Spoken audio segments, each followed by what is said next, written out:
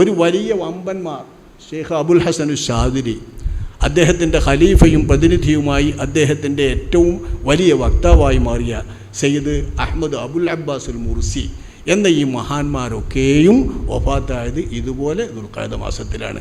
അവരിൽ ഓരോരുത്തരെ മാത്രം വർണ്ണിച്ചാൽ ധാരാളം വിവരിക്കാനുണ്ടാവും. ഷെയ്ഖ് അബുൽ ഹസൻ ഷാദിലി എന്ന് പറഞ്ഞാൽ ഷെയ്ഖ് തങ്ങൾ, മുഹിയുദ്ദീൻ ഷെയ്ഖ് തങ്ങൾ അവരുടെ വർണ്ണിക്കുന്നതിലപ്പുറം ഗന്ധങ്ങൾ മൂപ്പരെ പറ്റി വർണ്ണിക്കാൻ കിട്ടും. ധാരാളം ഇമാമുകൾ ഗന്ധങ്ങൾ എഴുതിയിട്ടുള്ളവരാണ് അദ്ദേഹം. നബി സല്ലല്ലാഹു അലൈഹി വസല്ലമ തങ്ങളുടെ സന്താന പരമ്പരയിൽ ഹസൻ എന്നവരുടെ 15ാമത്തെ പൗത്രരായിട്ട് വരും. ഹസൻ പരമ്പരയിലാണ് അവർ വരുന്നത്, ഹുസൈനി പരമ്പരയിൽ, ഹസൻ പരമ്പരയിൽ. അതേപോലെ സയ്യിദാണ് സയ്യിദ് അബുൽ അബ്ബാസുൽ മുർസി, അദ്ദേഹത്തിൻ്റെ ഖലീഫയാണ്, ഇദ്ദേഹത്തിൻ്റെ പ്രതിനിധി തന്നെ. ബഹുമാനപ്പെട്ടവർ രണ്ടുപേരും ഗ്രന്ഥങ്ങൾ എഴുതിയിട്ടില്ല. പക്ഷേ ഗ്രന്ഥങ്ങൾക്ക് സമാനമായ വിദ്വാൻമാരും വിജ്ഞന്മാരുമാണ് അവരുടെ സമ്പത്ത്, ശിഷ്യന്മാർ. നമ്മൾ നാദാപുരത്ത് ഓറ പറയണമായിരുന്നു. ഗ്രന്ഥമൊന്നും എഴുതിയിട്ടില്ലോ, ചെയ്തിട്ടില്ല, ഒരു വെറും ദർശനല്ലേ. ഗ്രന്ഥങ്ങൾക്ക് സമാനമായ വലിയ അസ്ഹാബ്, കുത്തുബി അസ്ഹാബി എന്ന ഷെയ്ഖ് അബുൽ ഹസൻ ഷാദിലി തങ്ങളവറുകൾ. എൻ്റെ കിതാബുകൾ എന്താ നിങ്ങൾ കിതാബ് എഴുതിയത്, ഏതെങ്കിലും കിതാബുണ്ടോ എന്ന് ചോദിച്ചാൽ എൻ്റെ കിതാബുകൾ എൻ്റെ അസ്ഹാബ് തന്നെയാണ് എന്നാണ്. എൻ്റെ അസ്ഹാബൊക്കെ നിറച്ച് കിതാബാണ്. തന്നെ മൂപ്പരുടെ ഈ സിൽസിലയിൽ സംബന്ധിച്ചിട്ടുള്ള എല്ലാവരും വലിയ മഹാന്മാരും കുത്തുബുകൾ അവർക്ക് ശേഷം അബുൽ ഹസൻ ഷാദിലിയുടെ ആ സരണിയിലൂടെ വരുന്നവർ തന്നെയാണ് ആകുന്നത് എന്നുള്ള ഒരു അത്ഭുതവും ബഹുമാനപ്പെട്ടവരെ സംബന്ധിച്ചിടത്തോളമുണ്ട്. ഒരു വളരെ വലിയ ഒറ്റപ്പെട്ടൊരു പ്രദേശത്ത് ഈജിപ്തിൽ നിന്നും അവിടേക്ക് മാത്രം പോകണമെങ്കിൽ ഒരു പകലും രാത്രിയും മുഴുവൻ സഞ്ചരിക്കണം. ഒരു പകലും രാത്രിയും ഈജിപ്തിൽ നിന്ന് അവിടുത്തെ വണ്ടിയിലെ, മറ്റേ നമ്മളെ വലിയ വണ്ടിയിൽ മദീനത്തൊക്കെ പോണ വണ്ടി, ആ ജാതി വണ്ടിയിൽ കിലോമീറ്ററുകൾ എത്രയോ ഒരു ഒറ്റ മണിക്കൂറിൻ്റെ ഉള്ളിൽ തന്നെ ഓടുന്ന ആ വണ്ടിയിൽ പോയാൽ ഓടാൻ മാത്രം 700-800 കിലോമീറ്ററുകൾ പോകണം. അവിടേക്കകത്ത് ഞങ്ങൾ കൂടെ പോകുന്നവരൊക്കെ വല്ലാതെ വിഷമിച്ചു. ഈ ഒരൊറ്റ സിയാറത്തിന് വേണ്ടിയിട്ട് മാത്രം വേണ്ടിയിട്ട് എല്ലാവർക്കും അതിനുള്ള എങ്ങനെ പുട്ടിന് തേങ്ങണ്ടമാതിരി ഇങ്ങനെ ഔലിയാക്കളെ കിട്ടണുള്ള ഈ സിയാറത്തിന് പോകുമ്പോൾ അപ്പോഴാണ് സന്തോഷമാവുള്ളൂ. ഇത്ര സിയാറത്തുനിന്ന് കിട്ടി, എത്ര ആളാന്ന് കണ്ടു എന്നാണ്. ആളാരാ വൽപ്പാകണം നോക്കിയിട്ടൊന്നുമല്ലല്ലോ. അങ്ങനെ ചെന്ന് നോക്കുമ്പോൾ അവിടെ വെറും ഈച്ചകൾ എപ്പോഴും അവിടെ ഇഞ്ഞൊരു സ്ഥലമാണ്, ആരുമില്ല. ഹജ്ജിന് പോകുന്നതിനിടയിൽ അഴദാബ് എന്ന സ്ഥലത്തെത്തിയപ്പോൾ അവിടെ ബഹുമാനപ്പെട്ടവർ ഹജ്ജിന് പോകുന്നതിനിടയിൽ വഫാത്തായതാണ്. അതാണ് ബഹുമാനപ്പെട്ടവർ. ആഫ്രിക്കയിലൊരു വലിയ ഗ്രാമമാണ് ഷാദുല, ടുണീഷ്യക്കടുത്തുള്ള ഒരു ഗ്രാമമാണ് ഷാദുല. ആ ഷാദുലയിലാണ് ബഹുമാനപ്പെട്ടവർ ജനിച്ചത്. അവിടെ നിന്ന് വന്നിട്ട് വെറും സഞ്ചാരവും ഇമാമിയങ്ങളും തന്നെ. മിസ്റിലും അതുപോലുള്ള രാജ്യത്തുമുള്ള വമ്പന്മാർ. അബുൽ അബ്ബാസുൽ മുർസി എന്ന അവർ തന്നെ മതി ബഹുമാനപ്പെട്ടവരെ സംബന്ധിച്ചിടത്തോളം അവരുടെ എല്ലാ ബഹുമാനത്തിനും. അത്ര വലിയ മഹാന്മാരാണ് അവരൊക്കെ. അബുൽ അബ്ബാസുൽ മുർസി എന്നവരുടെ ശിഷ്യനാണ് ഇബ്നു അത്താഇല്ലാഹി സിക്കന്ദരി എന്നറിയുന്ന നമ്മുടെ കിതാബുൽ ഹക്കമിൻ്റെ കർത്താവ് മഹാനായ ഇബ്നു അത്താഇല്ലാഹി സിക്കന്ദരി. ആ ഹൈക്കമിലെ ഓരോരോ തത്വവാക്യങ്ങൾ ഒറ്റ വാക്യം മാത്രം എത്ര ദിവസം പറയാൻ പറ്റുമെന്നറിയോ? പറയാൻ ഒരാളാണ് വെച്ചാൽ കിതാബ് ഓതുന്നവരാണെങ്കിൽ ഒറ്റവാക്യങ്ങൾ, വിജ്ഞാനത്തിൻ്റെ ഓരോ മുത്തുകൾ വായിച്ചു മനസ്സിലാക്കാൻ സമയം പിടിക്കുമല്ലോ. അത്ര വലിയ മൊഴികളാണല്ലോ. ആ മഹാൻ ഇദ്ദേഹത്തിൻ്റെ ശിഷ്യൻ്റെ ശിഷ്യനാണ് ബഹുമാനപ്പെട്ട അബുൽ അബ്ബാസ് മുർസി. അവസാനം അവർക്ക് കിട്ടിയത് ഇവരുടെയും ശിഷ്യൻ്റെയാണ് യഥാർത്ഥത്തിൽ ഇബ്നു അത്താഇല്ലാഹി സിക്കന്ദരിയെ വളർത്തിയിട്ടുള്ള ആൾ. ബഹുമാനപ്പെട്ട അബുൽ ഹസൻ ഷാദിലി ഒരു നിമിഷമെങ്ങാനും മുത്തുനബി സ്വല്ലല്ലാഹു അലൈഹി വസല്ലമ തങ്ങളെ ഞാൻ കാണാതിരുന്നിട്ടുണ്ടെങ്കിൽ എനിക്ക് റിദ്ദത്ത് വന്നുകൊള്ളട്ടെ, ഞാൻ മുർത്തദ്ദായി കൊള്ളട്ടെ എന്ന് അത്ര കടിശമായി പറഞ്ഞിട്ടുള്ള ആളാണ്. എന്ന് വെച്ചാൽ സദാ സമയം തിരു ഹദറത്തിൽ മുത്ത് മുസ്തഫ സ്വല്ലല്ലാഹു അലൈഹി വസല്ലമ തങ്ങളുടെ ഹദറത്തിൽ നബിയാൽ നിയന്ത്രിക്കപ്പെടുന്നവരായും നബിയാൽ ആത്മീയമായി സംസ്കരിക്കപ്പെടുന്നവരായുമായി കഴിയുന്നവരാണ് ബഹുമാനപ്പെട്ട ഷെയ്ഖ് അബുൽ ഹസൻ ഷാദിലി തങ്ങളവറുകൾ.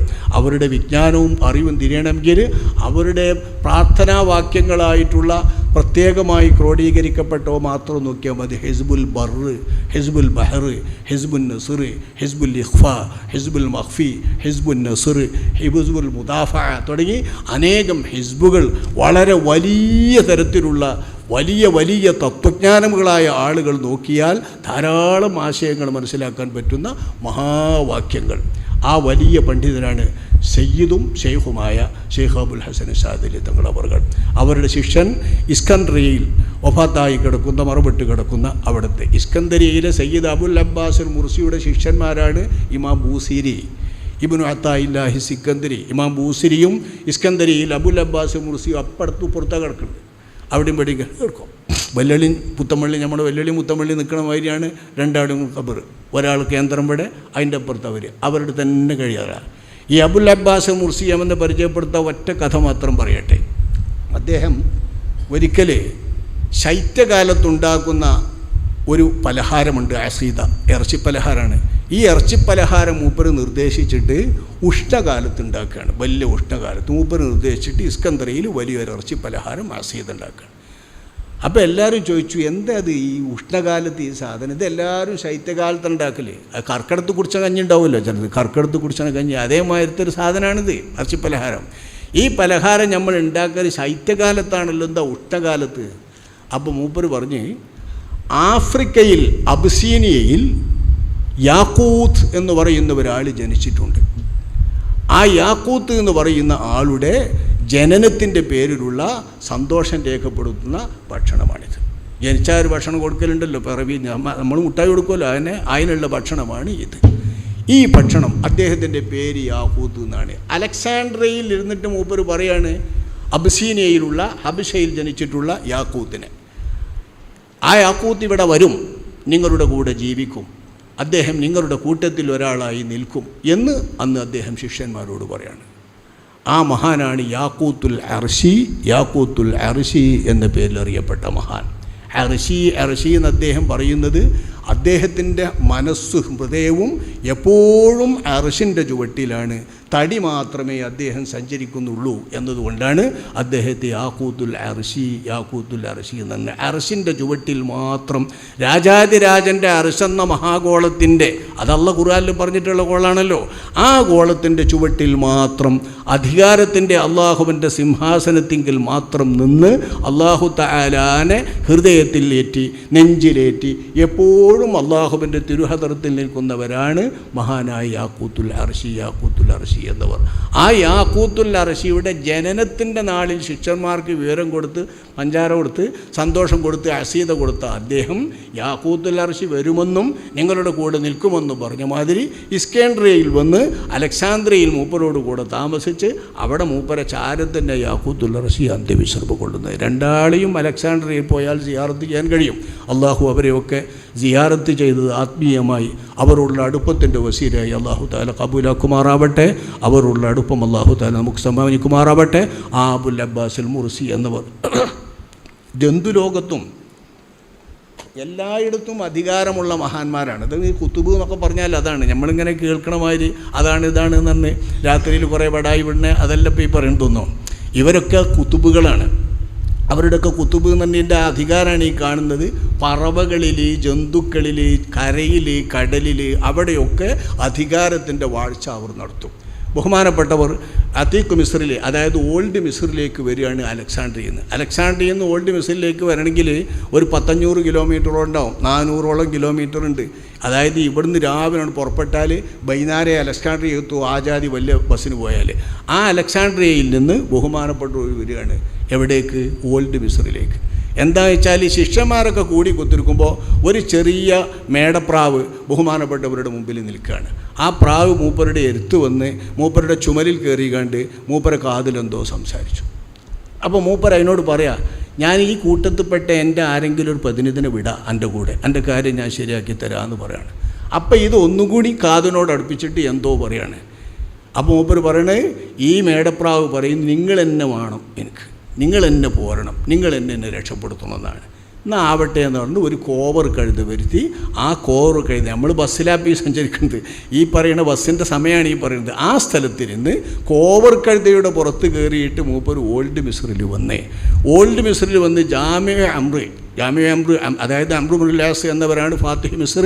അവിടെയുള്ള മിസ്റിൻ്റെ ഫത്തിഹ് ചെയ്ത അദ്ദേഹത്തിൻ്റെ ഓർമ്മക്ക് വലിയൊരു പള്ളിൻ്റെ അവിടെ ജാമിഅ അംറുൽ-ലാസ്, അതവിടെ കാണേണ്ട ഒരു പള്ളി തന്നെയാണ്.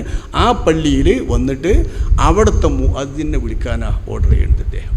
ആ മുഅദ്ദിനെ വിളിച്ചിരുത്തി അവർ പറഞ്ഞ്, ഈ മേടപ്രാവ്, ഈ കിളി എന്നോട് പറയുന്നത് അതിൻ്റെ കുട്ടികളെയൊക്കെ നിങ്ങൾ അറുത്ത് തിന്നാണ്, ആ പെറ്റണ കുട്ടികളെ മുഴുവങ്ങൾ അറുത്ത് തിന്നാണ്, ഒറ്റൊന്നിനെ ബാക്കി വെച്ചില്ല, ഇഞ്ഞെങ്കിലും അതിന് കുട്ടി വേണം, അതറക്കാൻ പാടില്ല. എല്ലാം ശ്രദ്ധിച്ചല്ലോ, ശരി തന്നെയാണെന്ന് പറഞ്ഞു. ചെറിയത് അവിടെ അങ്ങനെ മാടപ്രാവ് വരും ഉണ്ടാവും, കുറച്ച് വലുതായ ഞാനതിനെ പിടിച്ചവർക്കും അങ്ങനെ പോവുകയാണ്. അപ്പോൾ അതിൻ്റെ കുട്ടികളുണ്ടായില്ല, ഇനി മേലാൽ ചെയ്യൂല എന്ന് പറഞ്ഞു. ശരിയില്ലേ, അദ്ദേഹം പറഞ്ഞിട്ടുണ്ട് ഇനി മേലാൽ ചെയ്യില്ല. ഈ പ്രാവ് എന്നൊക്കെ പറഞ്ഞിട്ട് ഇങ്ങനെയൊക്കെയാണല്ലോ വരിക, പള്ളിൻ്റെ മുകളിൽ അപ്പുറത്തേക്കല്ലേ വരിക. ഇങ്ങനെ ഈ മേടപ്രാവിൻ്റെ കാര്യത്തിൽ ശുപാർശ ചെയ്യാനായിട്ടാണ് അബുൽ അബ്ബാസുൽ മുർസി എന്നവർ ഓൾഡ് മിസ്രിലേക്ക് അലക്സാണ്ട്രിയയിൽ നിന്ന് വരുന്നത്. ഇങ്ങനെ സംസാരിക്കുന്ന മഹാനാണ് അബുൽ അബ്ബാസുൽ മുർസി. അവരെ അവരാക്കിയ അദ്ദേഹത്തിൻ്റെ ഷെയ്ഖാണ് അബുൽ ഹസൻ ഷാദിലി. ഇവർ രണ്ടുപേരും ദുൽഖഅദ മാസത്തിൽ 1-ാം തീയതിയാണ് അബുൽ ഹസൻ ഷാദിലി ഹിജറ 656 ഹിജറ 286 ഒരു 30 കൊല്ലം കഴിഞ്ഞ ശേഷം ഖലീഫ അബുൽ അബ്ബാസുൽ മുർസി എന്നവരും വഫാത്താകുന്നു. വലിയ ആരിഫീങ്ങളിൽപ്പെട്ട അവരുടെ ബർക്കത്ത് കൊണ്ട് അല്ലാഹു തആല നമ്മെ ഇരു ലോകത്തും രക്ഷപ്പെടുത്തുമാറാവട്ടെ. ബഹുമാനപ്പെട്ടവർ ഈ മാസത്തിൽ വഫാത്ത്